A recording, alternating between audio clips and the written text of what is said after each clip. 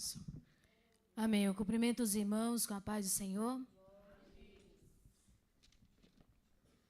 Nós vamos então falar nessa noite a respeito do chamado de Jonas.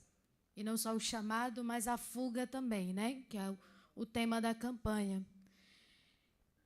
Nós vamos aqui, não vamos repetir a leitura porque já foi feita e nós vamos ganhar tempo. Mas o versículo 1 diz: a palavra do Senhor veio a Jonas, filho de Amitai, com esta ordem. A minha versão é a NVI. Se quiser colocar na tela para os irmãos acompanhar.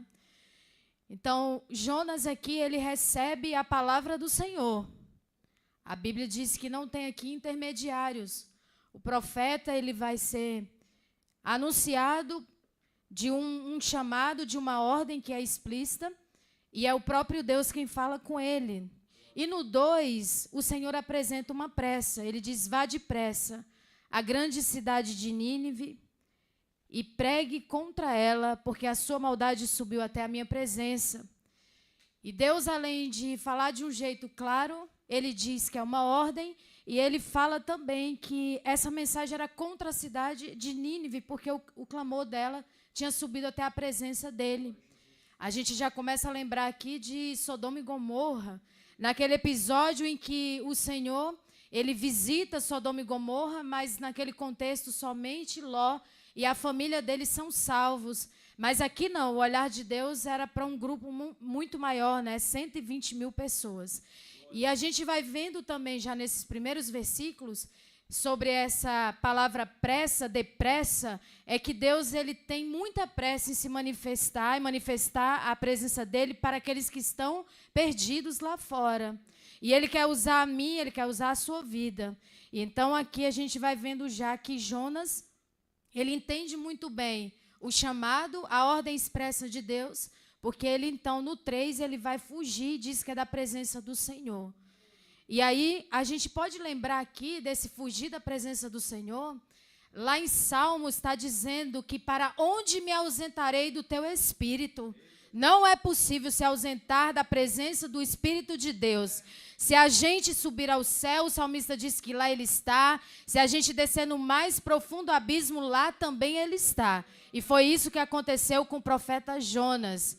E o 3 diz: e Jonas, fugindo da presença do Senhor, dirigindo-se para Tarsis. Tarsis era uma direção contrária, de Nínive era completamente diferente. Uma ficava a oeste e a outra ficava a leste, mas o Deus que está em todas as direções encontra Jonas.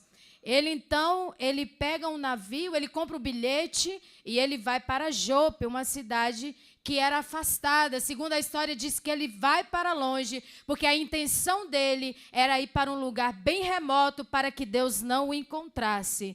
Mas no 4 diz: o Senhor, porém, fez soprar um forte vento sobre o mar. E a gente vê que o mesmo Deus que sopra vento é o mesmo que acalma. Naquela tempestade lá de Mateus, a palavra vai dizer que quando Jesus falou: aquieta-te vento, acalma-te mar, tudo se fez bonança. Mas a gente vê aqui o nosso Deus, ele trazendo um forte vento para que a palavra dele se cumpra, para que o chamado dele se cumpra. Porque Jonas, ele não queria somente negar o chamado, ele queria negar a missão. Deus deu uma missão, vai para Nínive, mas ele foge. E aí a palavra diz que não é um forte vento, é uma tempestade violenta, que o barco ameaçava arrebentar-se. E a gente vai aqui vendo vários textos que vai fazendo conexões. E o 5 diz: todos os marinheiros ficaram com medo, e cada um chamava o seu próprio Deus. A gente vê aqui um grupo de homens que eles, do jeito deles, temiam os deuses deles, e eles começaram a clamar aos deuses dele, atirando as cargas ao mar para tornar o mar mais leve. Enquanto isso, Jonas dormia. Ele desceu ao porão e se deitou, dormindo profundamente. Não só dormindo, mas quando nós nos afastamos do chamado de Deus, e da palavra, e da missão, o nosso sono não é só um sono pequeno, é um sono profundo. Nós somos tirados da realidade do espiritual e somos colocados num contexto em que a gente vai dormir. E aqui a gente pode pegar esse profundamente, fazer uma conexão com o que Paulo falou. Muitos têm dormido o sono da negligência, não levando a palavra do Senhor para outros que precisam, não discipulando. Ele dormia profundamente. E o 6 vai dizer, o capitão dirigiu-se a ele e disse, como você pode ficar aí dormindo? Um caos está instalado. E a gente pode aqui já pegar uma primeira aplicação. A gente pode pegar a aplicação dos caos da nossa vida.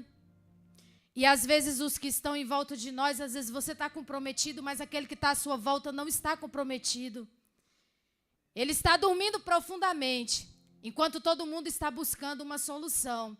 Há pessoas que às vezes caminham com você, mas não estão com você, estão dormindo. Estão até no mesmo ambiente físico, geográfico, porque ele estava no mesmo barco, mas ele estava dormindo e não estava ajudando em nada. E aí o marinheiro então dá uma reprimenda nele, ele diz, levante-se e clame ao seu Deus, talvez ele tenha piedade de nós e não morramos. Ele ficou bravo, ele ficou pasmo com aquilo. E o 7 diz, então os marinheiros combinaram entre si, vamos lançar sorte para ver quem é o responsável por essa desgraça que se abateu sobre nós. E lançaram sorte, e a sorte caiu sobre Jonas. E essa sorte aqui, a gente vai ter uma revelação da escritura, da palavra do Senhor, que é a própria revelação de Deus. Deus nos acha.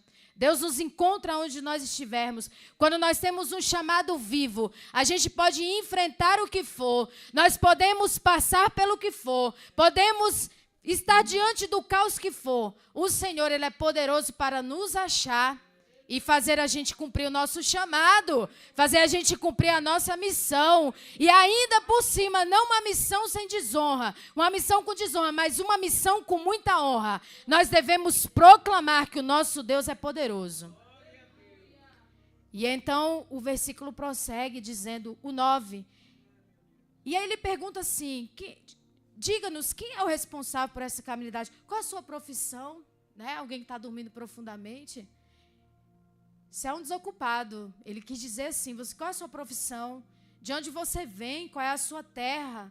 A que povo você pertence? Essas perguntas revelam a indignação do capitão que estava gerenciando todo aquele povo. E o 9 fala, ele disse, eu sou hebreu. Quando ele diz eu sou hebreu, ele está falando de uma marca que é poderosa, porque a gente sabe que o povo de Israel, eles foram os mais privilegiados entre todos os povos, mas também foram os que mais vacilaram, infelizmente. Mas é o povo mais abençoado. Não há nação mais abençoada como Israel. Nunca vai existir um povo como Israel. Nunca vai haver uma nação como Israel. Em que Deus falou assim, lá no capítulo 19 de Êxodo, disse assim, eu vou separar vocês para que vocês sejam uma nação de sacerdotes, para que vocês me representem diante do mundo. E aí ele diz assim, eu sou hebreu, ele tem uma identidade poderosa aqui, dizendo adorador do Senhor em caixa alta. O Deus dos céus que fez o mar e fez a terra.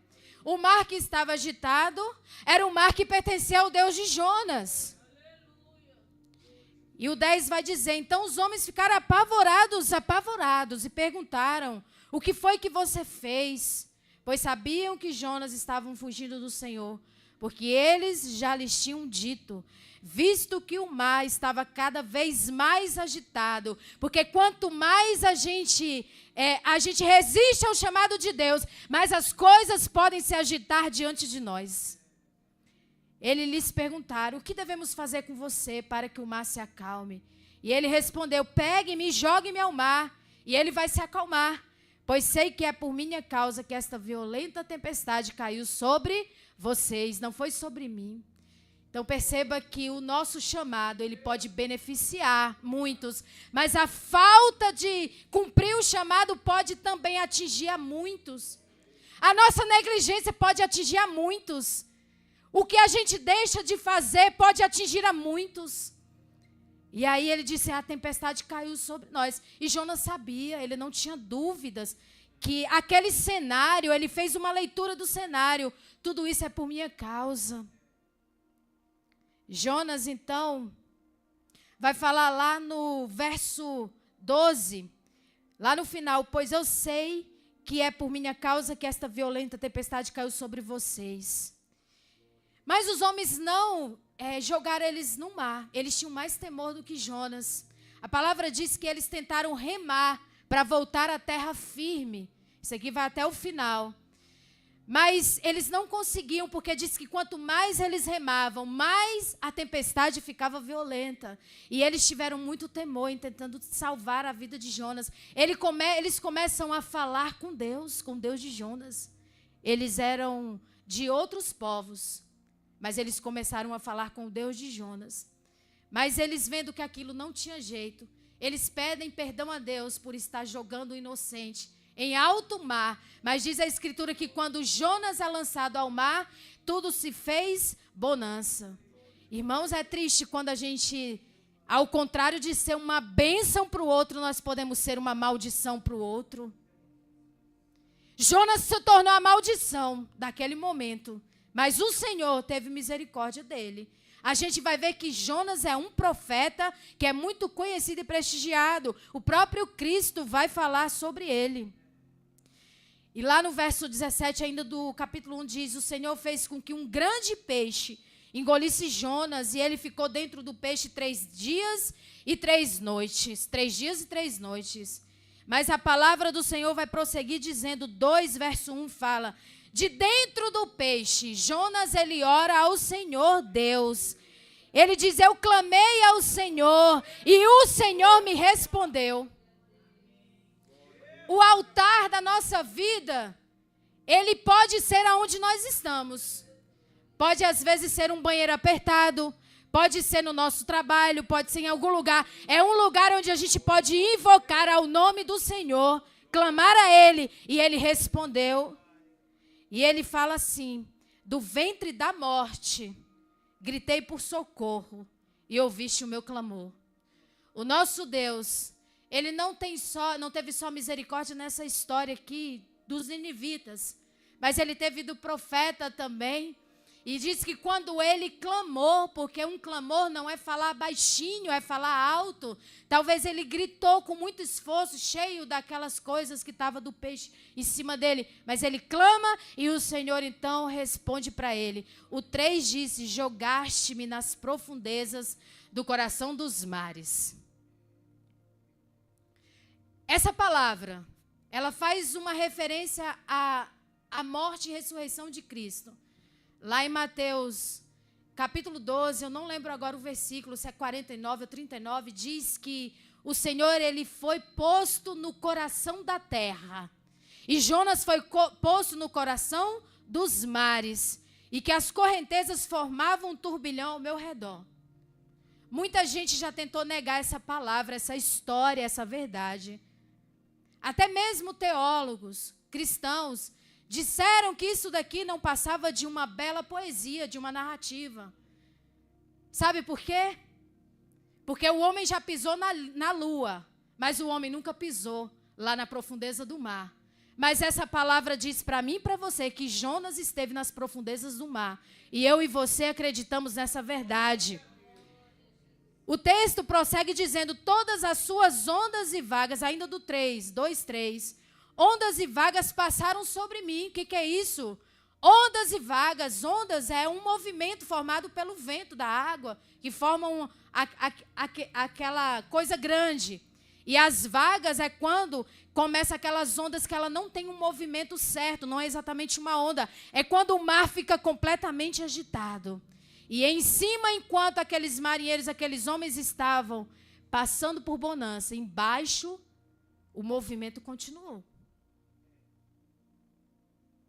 Aquele problema que estava em cima, o Senhor acalmou para eles, porque eles eram inocentes, mas embaixo, as ondas e vagas, o vento encontrou Jonas e a água começou a passar por cima do peixe. E o 4 disse, eu disse, fui expulso da tua presença. E não há nada mais triste do que ser expulso da presença de Deus pelo próprio Deus. Davi disse assim, lá no Salmo 51, que o Senhor tirasse tudo dele, né? Eu estou parafraseando aqui. Mas que não retirasse dele a presença do Santo Espírito. Davi não tinha preocupação com o trono. Ele não orou pela família que foi constituída. Ele não orou pelo grande exército, mas ele disse, não retire de mim, Senhor, o teu Espírito Santo. O 5 fala, as águas agitadas me envolveram e o abismo me cercou. Embaixo continuava um movimento absurdo. E o 6 vai falar que ele afundou até chegar aos fundamentos dos montes, a terra embaixo, cujas trancas me aprisionaram para sempre. E ele diz que o Senhor fez ele voltar da sepultura. Por quê? Porque no lugar onde Jonas foi parar, se o Senhor não tivesse tirado ele não teria tido condições de sair sozinho. Mas ele diz no 7, quando a minha vida já se apagava, eu me lembrei de ti, Senhor, e a minha oração subiu a ti, ao teu santo templo. O Senhor então ouviu, acolheu a oração de Jonas. E a palavra diz que mesmo que ele estivesse ali sufocando, ele ora talvez em seus pensamentos e o Senhor ouve a oração e acolhe essa oração. E o 8 prossegue, aqueles que acreditam em ídolos é inútil, desprezam a misericórdia, mas eu com um cântico de gratidão ofereci sacrifício a ti. Onde ele ofereceu? Ele ofereceu lá no ventre do grande peixe. E aí ele então diz, o que eu prometi, cumprirei totalmente. O que foi que ele prometeu? Ele prometeu então que ele levaria a mensagem até Nínive. O 10 diz, e o Senhor deu ordens ao peixe. E ele vomitou Jonas em terra firme. Um peixe que estava na profundeza do mar. E segundo os cientistas, diz que peixes que estão nas profundezas do mar, eles não vão até as águas mais rasas por causa da sua existência. Mas esse peixe aqui ouviu a voz daquele que o fez, do Criador. E ele foi até lá na terra firme. Ele vomitou Jonas porque o nosso Deus é poderoso. Nosso Deus é poderoso. O nosso Deus, ele é capaz de, com a sua mão forte, deter a morte. Ele é capaz de tudo, ele é capaz de todas as coisas. Se Deus der uma palavra apenas a respeito da minha vida e da sua vida, nós vamos sair daqui hoje com a nossa vida mudada. Não é por causa de nada, não é por causa do Sérgio, da Andréia, não é por causa da Meire, não é por causa do Mariano que cantou, é por causa daquele que tem o poder de falar e acontecer. Porque a Bíblia diz que ele disse, haja luz e houve luz e houve. Então se ele disser, haja vitória para a igreja átrio pleno reunida aqui hoje, vai haver. O 3 diz, a palavra do Senhor veio a Jonas pela segunda vez, com esta ordem, veja, o Senhor não vai alterar nada. Ele diz, vá à grande cidade de Nínive e pregue contra ela a mensagem que eu lhe darei. O interessante é que Jonas, o Senhor disse apenas isso para ele. E ele conclui, ele conhece o coração de Deus. Ele sabe que Deus, ele é compassivo, misericordioso, porque ele vai falar isso lá no capítulo 4. Ele sabia que o Senhor era capaz de fazer, ele sabia que a oração do pecador era capaz de fazer o coração de Deus voltar atrás. Ele sabia que o Senhor, se arrependendo, ouvindo uma oração e uma contrição, o Senhor voltaria atrás. Por isso que ele não queria pregar. E a mensagem era só uma. Às vezes a gente recebe um texto grande, né? A gente recebe uma coisa grande. E antigamente, pelo menos assim que eu me converti, as pessoas chegavam em nós na rua e falavam assim, Jesus te ama. Eu posso fazer uma oração por você. Eu posso te ajudar. Se você quiser, você pode caminhar comigo um pouco. Mensagens curtas, mas de uma mensagem profunda. Mensagens que tinha toda uma profundidade, porque carregava a vida de Deus e o coração de Deus. Mensagens que impactavam aquele que ouvia. E lá no verso 4 do capítulo 3 diz: Jonas entrou na cidade e percorreu durante um dia. Certamente isso aqui já foi falado e o texto é conhecido da igreja. E toda a cidade, né, Nínive era uma capital muito grande, era a capital da Assíria, era a capital mais poderosa da época, enorme. E Jonas, com pressa, para se livrar da missão.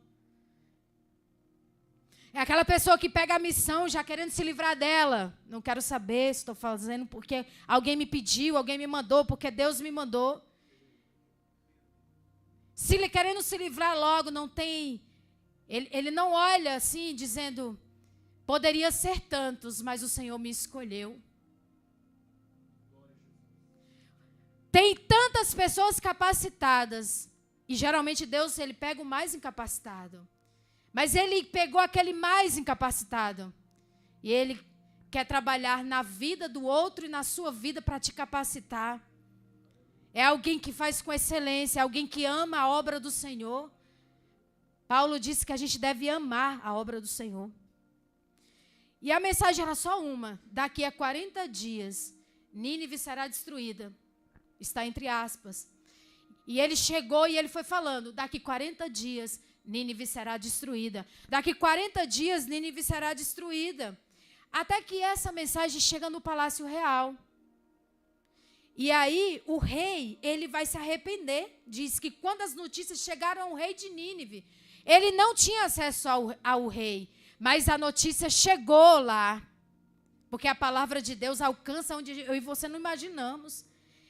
O rei se levantou do trono, tirou a sua veste real, vestiu-se de pano de saco e sentou-se sobre a cinza. E ele fez uma proclamação em Nínive, por decreto ele assinou. E aos nobres, para vocês verem, para eu ver o poder da palavra de Deus.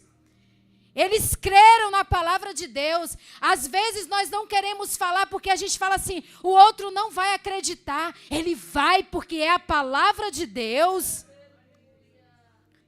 Ele disse assim, não é permitido a nenhum homem ou animal, os animais tiveram que jejuar, bois ou ovelhas, provar coisa alguma, não comam nem bebam, cubram-se de pano de saco, homens e animais. E todos clamem a Deus com todas as suas forças. Um rei idólatra, uma cidade idólatra, se prostrou ao Deus de Israel. Porque nessa altura aqui, ele já conhecia que esse Deus abria mar e fechava mar. Ele já sabia que Deus, ele destronava quem ele queria do trono e colocava como ele fez com Nabucodonosor. Ele sabia que Deus, quando falava, alguma coisa acontecia. E o 9 diz, talvez Deus se arrependa e abandone a sua ira e não sejamos destruídos. A gente vê que aqui tem um monte de gente que estava mais temente do que o próprio Jonas, diante do cenário que estava acontecendo. O 10 fala que, tendo em vista o que eles fizeram e como abandonaram os seus caminhos, Deus se arrependeu e não destruiu como tinha ameaçado. Eles fizeram o quê? Eles se humilharam. E como foi? Eles se humilharam de coração e o Senhor viu. E a gente vê que aqui no livro de Jonas a gente vai vendo que o coração do nosso Deus, ele é grande e poderoso. Porque se nós fôssemos estudar a fundo o que os ninivitas faziam, eles eram algozes terríveis, eles matavam crianças, eles eram maledicentes, eles não tinham dó de ninguém. Mas o Senhor, Ele tem piedade até mesmo da pior pessoa que possa existir, da pessoa que possa ter feito a pior atrocidade. Lembra-se de Manassés? Certa vez o Senhor falou assim, Isaías, você viu como o profeta, você viu como o rei Manassés, ele se arrependeu do mal que ele fez? Pois é, Isaías. Eu vou perdoar Manassés. Manassés, ele matou os filhos dele no fogo ao deus Moloque. Em sacrifício, vocês que são pais e mães, ele pegou os filhos e matou e sacrificou a um deus, Deus Moloque. E Deus foi lá e perdoou ele. Os ninivitas não eram diferentes de Manassés. Aliás, Manassés era pior, porque ele era judeu. E eles aqui não, ele era um povo pagão. Lá no capítulo 4, para a gente encerrar, diz assim, versículo, pode ser o 1, 4:1. Jonas, porém, ficou profundamente descontente com isso, enfureceu-se, ele orou ao Senhor. Ele enfureceu-se porque o povo se arrependeu. Senhor, não foi isso que eu disse quando eu ainda estava em casa? Lá na casa dele, Jonas disse para Deus. Olha o que foi que ele disse. Eu sabia que tu és Deus misericordioso e compassivo, muito paciente, cheio de amor, e que promete castigar, mas depois te arrependes. Em pensar que esse Deus é o mesmo que está aqui hoje. Que não importa até que ponto a gente caminhou, se a gente falhou, se a gente acertou, se a gente fez mais ou menos. Ele está aqui e tem essas mesmas características. Ele é misericordioso e compassivo. Ele é muito paciente e cheio de amor e que promete castigar. Mas depois se arrepende se alguém com muita sinceridade falar com ele, chorar para ele, se humilhar para ele. Ele é capaz de perdoar. E o Senhor conversa com Jonas. Ele vai explicar para ele. E o Senhor lhe respondeu no 4. Você tem alguma razão para essa fúria? Jonas saiu e sentou-se num lugar a leste da cidade. E ali construiu para si um abrigo. Ele sentou-se. E como dizia o meu antigo pastor, ele sentou-se e ficou olhando para a cidade para ver o que ia acontecer. E Jonas, até o último minuto, é triste dizer isso, mas parece que ele torce para que aquelas pessoas não sejam alcançadas.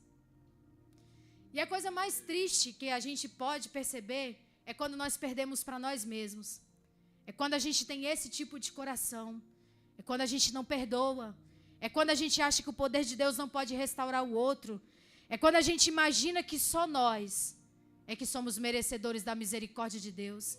Que só nós, por isso, por aquilo, nós merecemos. A prostituta não. O bêbado não, é só nós.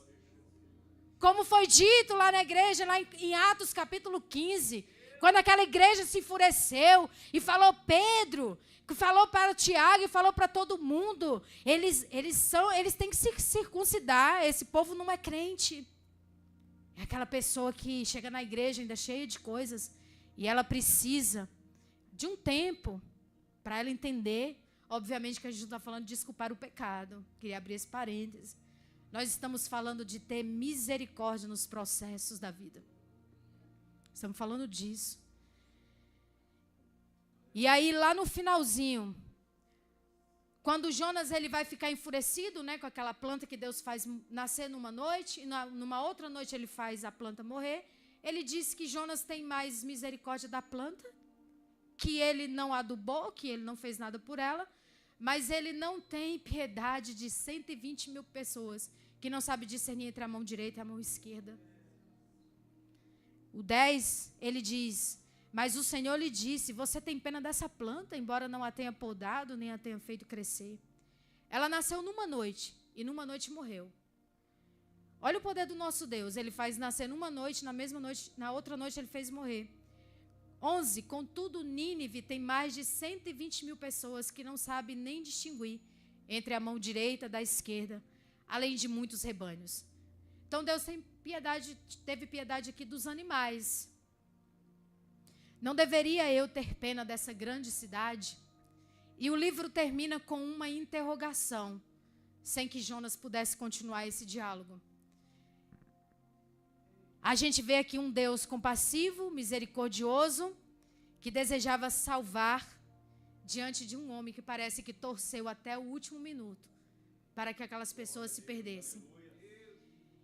E oxalá que o nosso coração seja parecido com o coração do nosso Deus nessa noite.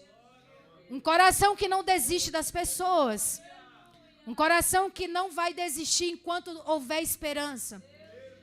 Mesmo diante de tantas coisas, de tanta maldade, que a gente tenha a capacidade de orar pelos que fazem as piores atrocidades contra o povo de Deus. Porque esse é o coração do nosso Deus. Esse livro não está falando só do coração de Jonas. Ele está falando do coração do nosso Deus, do Deus Pai, do Deus poderoso, do Deus grande, do Deus vivo, que deu seu Filho, seu único Filho, para que nós pudéssemos ter vida e fosse vida em abundância. Esse é o nosso Deus, é a palavra do nosso Deus, essa é a palavra dele para nós. E qual é a mensagem desses últimos dias? É a mensagem para os perdidos. Venha, Jesus está voltando. Entre no refúgio do Senhor, entre, porque a trombeta muito em breve vai soar. É simples a mensagem. Ela não precisa ser muito aprofundada, ela não precisa de ter muita retórica, ela não precisa de muita coisa. Ela só precisa sair de um coração verdadeiro. Ela precisa sair de um coração de alguém que deseja discipular. E tudo dá certo. E não existe fruto maior. Maior fruto é o fruto da mensagem do Senhor que a gente leva até as pessoas. E essa palavra cresce no outro. E a gente vê alguém nascendo a partir do poder do Espírito de Deus. Então eu vou até aqui porque foi até aqui que Deus me deu. Amém? Aplauda o Senhor em nome de Jesus. Glória a Deus. Quero agradecer a irmã Meire por ter aceitado o convite, aceitado esse desafio. A minha esposa falou algumas